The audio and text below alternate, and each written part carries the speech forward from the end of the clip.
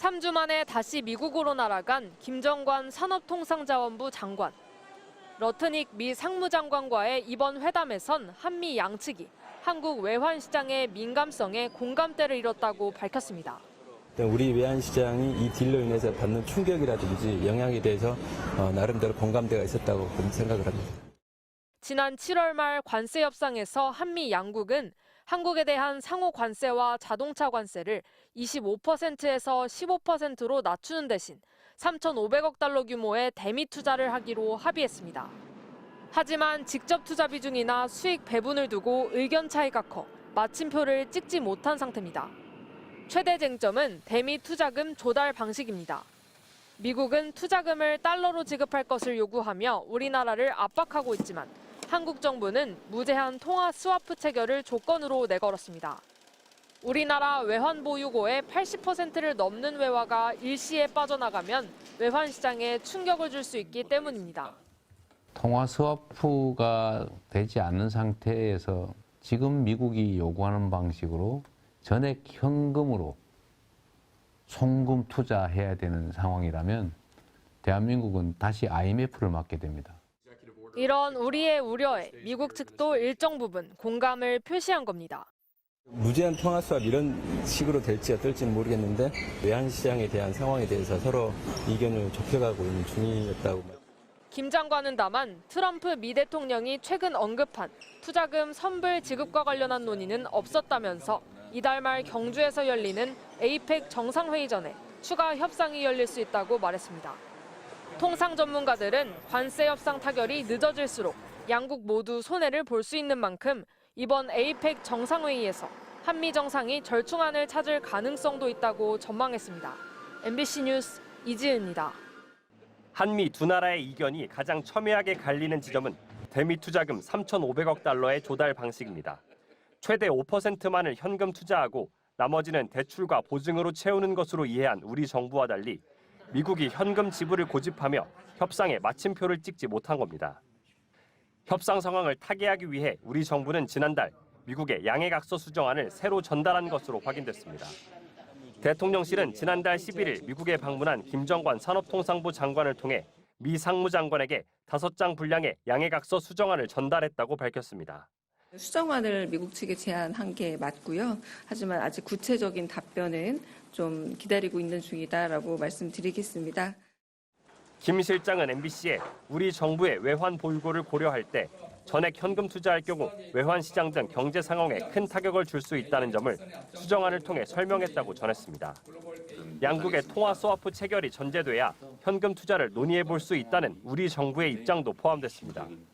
통화 스와프가 되지 않는 상태에서 지금 미국이 요구하는 방식으로 전액 현금으로 송금 투자해야 되는 상황이라면 대한민국은 다시 IMF를 맞게 됩니다. 다만 정부가 현금으로 직접 투자할 수 있는 구체적인 액수를 수정안에 적시하지는 않은 것으로 확인됐습니다. 우리 정부는 시간에 쫓겨 국익에 해가 되는 타협을 하지 않겠다는 입장을 분명히 하고 있습니다. 미국 정부를 향해서도 한국을 밟으려고 하면 밟는 발도 뚫릴 수 있다는 강경한 태도를 전달했습니다. MBC 뉴스 정상빈입니다. 국민 10명 중 8명은 한미 관세 협상과 관련해 미국의 3,500억 달러 선불 요구가 부당하다는 생각을 하고 있다는 여론조사 결과가 나왔습니다. 리얼미터가 에너지경제신문 의뢰로 지난 1일에서 2일 전국 만 18세 이상 유권자 1,008명을 대상으로 실시한 여론조사 결과 미국의 대미 투자 선불 지급 요구가 부당하다는 응답이 80.1%에 달했습니다. 반면 수용 가능하다는 응답은 12.4%에 그쳤습니다.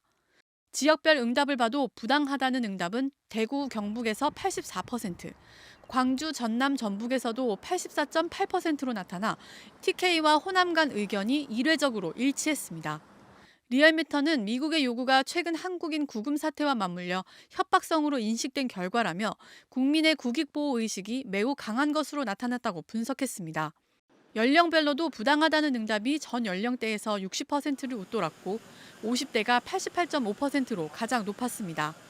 이념 성향별로는 진보층에서 91.1%, 중도층 83.6%, 보수층에서도 73.5%가 부당하다고 응답한 것으로 나타났습니다.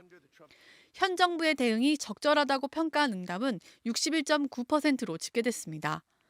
향후 대응 전략과 관련해선 원칙을 지키되 부분적 양보로 협상력을 높여야 한다는 응답이 33.7%로 가장 높았고 미국 요구를 단호히 거부해야 한다는 강경 대응 전략은 24.6%로 나타났습니다. 한미 동맹을 위해 일부 손해를 감수하고라도 합의해야 한다는 16.2%에 그쳤습니다. 이번 조사와 관련된 자세한 내용은 중앙선거 여론조사 심의위원회 홈페이지를 참조하면 됩니다. 트럼프는 한국의 투자금 3,500억 달러가 선불이라며 노골적으로 현금을 요구했습니다. 곧바로 외환시장이 반응했습니다. 심리적 저항선인 1,400원을 뚫고 원달러 환율은 1,412원까지 치솟았습니다. 뭉터기에 해당되는 달러화가 한국에서 미국으로 빠져나가는 거 아닙니까? 그럼 한국 외환시장에서는 달러화가 부족해질 거 아니에요. 그럼 달러화 가치가 올라가고 원화 가치가 떨어지는 게. 여기에 미국의 경기 지표가 예상보다 높게 나왔습니다. 2분기 미국 GDP가 0.5%포인트나 높게 나오면서 금리 인하에 대한 기대가 사라져버렸습니다. 환율이 오르니 외국인 투자자들은 국내 주식을 팔아치웠습니다. 그동안 외국인들이 사들였던 삼성전자와 SK하이닉스 등 반도체 업종에서 물량이 쏟아졌습니다. 결국 코스피는 2.45%나 급락한 3,386의 장을 마쳤습니다. 하루 만에 85포인트 넘게 빠졌는데 3,400선이 무너진 건 지난 12일 이후 처음입니다. 9월 굉장히 짧은 기간 동안에 코스피가 굉장히 급등을 했잖아요. 과열이나 그런 부담이 컸던 상황에서 강한 흐름을 주도해왔던 반도체, AI, 거품, 고점 논란들이 있었고. 가뜩이나 불안한 시장 상황에 긴 추석 연휴를 앞두고 있어 주식을 팔고 위험을 피하려는 심리도 하락장에 한몫을 했습니다. 올해 코스피 지수가 지난해에 비해 40% 넘게 오른 만큼 일부 조정도 있었습니다.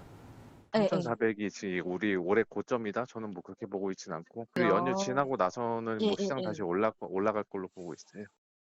3,500억 달러 대미 투자를 어떻게 할지 관세 협상에 따른 불확실성이 해소되기 전까지 외환 시장의 불안은 계속될 전망입니다.